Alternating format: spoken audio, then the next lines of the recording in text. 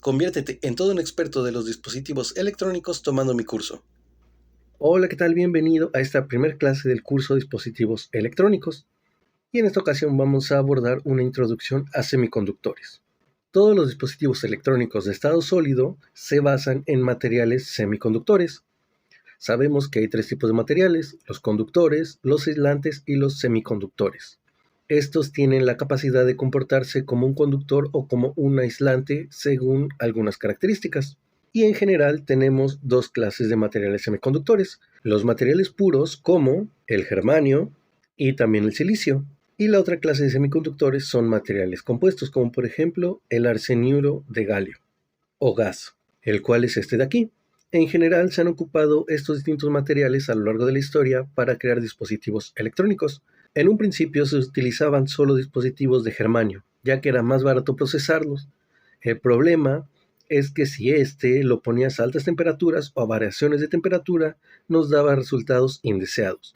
Por lo que años después, con el avance en el pulido de los semiconductores, se empezó a utilizar más el silicio. Este se comportaba de una mejor manera a los cambios de temperatura, lo que nos daba resultados mejores, aunque fuera un poco más caro. El verdadero problema del silicio viene años después conforme avanza la velocidad. Había sistemas de comunicaciones más rápidos y no le daban tiempo al silicio de presentar una respuesta ante esas velocidades. Por eso después se comenzó a trabajar en un semiconductor compuesto, que es el gas, arseniuro de galio. Este ya presentaba una velocidad 5 veces mayor a la que nos podía otorgar el silicio, pero era muy caro su construcción. Por lo tanto, solo se utilizaba, e incluso hoy en día se utiliza para proyectos más específicos, donde su coste de producción esté justificado. Y debido a los grandes avances en los semiconductores, su fabricación y pulido, el silicio es quien domina el mundo hasta estas fechas. Ahora veamos su estructura para poder familiarizarnos en cómo se comporta. Aquí tenemos una representación según el modelo de Bohr, tanto del silicio como el germanio, y estos cuentan con 4 electrones de valencia cada uno. Como pueden observar, el germanio cuenta con más electrones que el silicio. Por lo tanto, este electrón de aquí está menos unido al núcleo. De allí que este elemento es más sensible a la temperatura, ya que es más fácil que estos electrones que están muy lejos del núcleo se llenen de energía y brinquen del núcleo, a diferencia del silicio, que también tiene 4 electrones de valencia, pero se encuentra más cerca del núcleo, lo que lo hace más apto a cambios de temperatura. Y ambos elementos nos dan un enlace covalente parecido, el cual es este. Aquí tenemos un enlace covalente del silicio. El germanio se comporta de manera muy parecida. Observen que se comparten los 4 electrones para generar esta red. De allí es que ambos son cristales. Y al ser un semiconductor, si tenemos alguna energía extra, estos electrones pueden cargarse, con lo cual salen de la retícula y se vuelven electrones libres.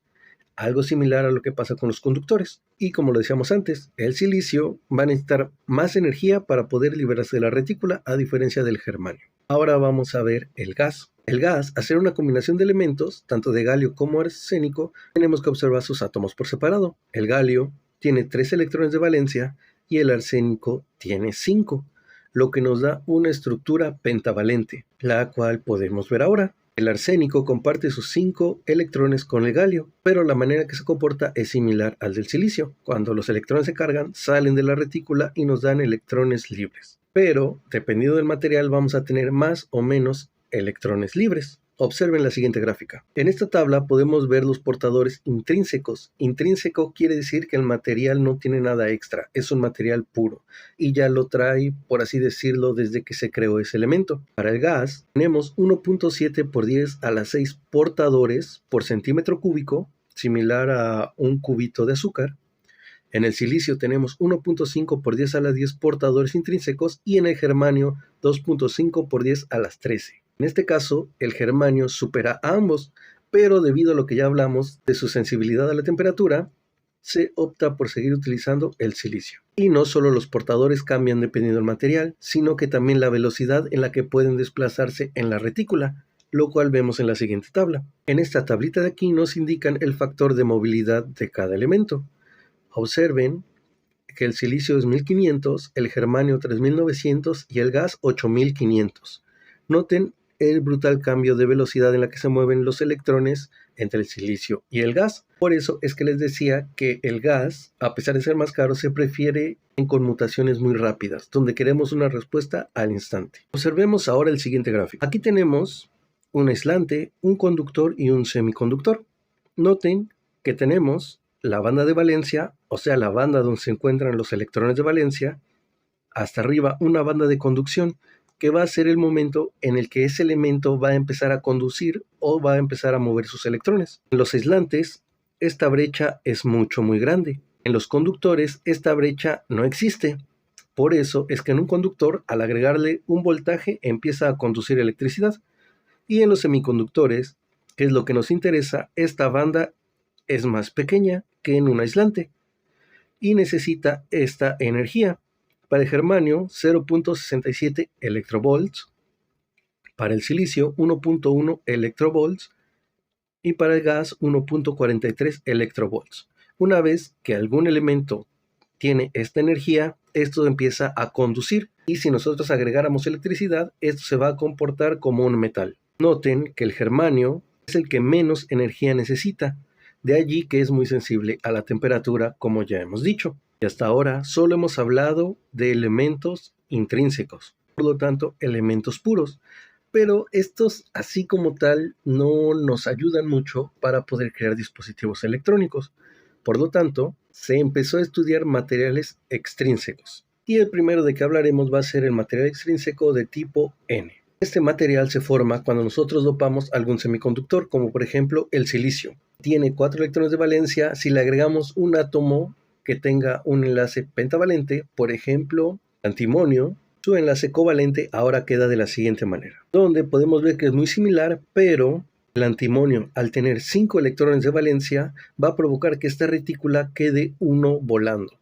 O sea que vamos a tener un electrón libre en la retícula.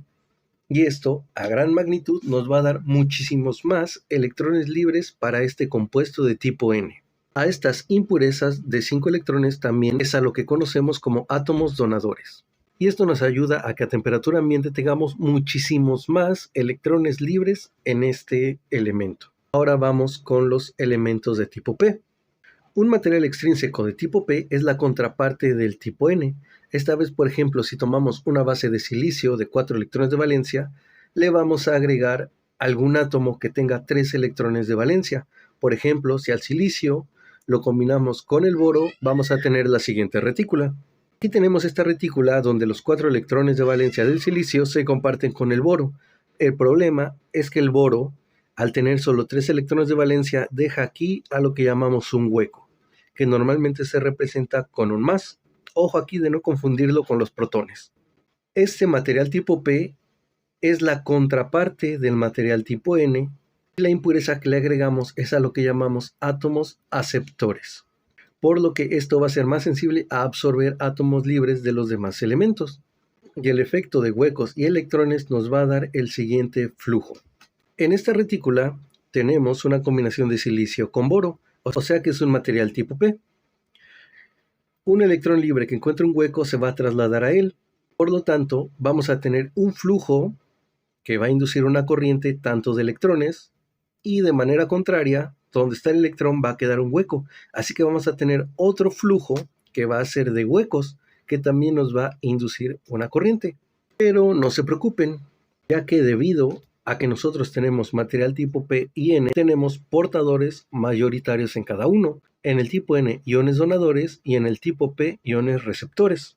Y como se muestra aquí, un material de tipo N, al tener muchísimos más electrones que huecos, va a tener una corriente de huecos despreciable, por lo que su corriente total va a estar dada por los electrones que tenga. Para el caso del tipo P, va a tener iones aceptores, por lo tanto va a tener muchísimo más huecos que electrones. Por lo tanto, su corriente de huecos va a ser muchísimo mayor que la corriente de electrones, por lo cual la corriente de los electrones va a ser despreciable. Y si nosotros combinamos un material tipo N con un tipo P, vamos a tener el siguiente dispositivo electrónico.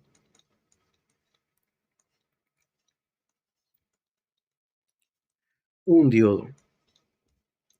Pero ese va a ser tema de la siguiente clase, donde entraremos con los diodos semiconductores. Y bueno, hasta aquí la clase de hoy. Si les gustó, por favor, like. Si tienen dudas en los comentarios, nos vemos en el siguiente video. Hasta la próxima.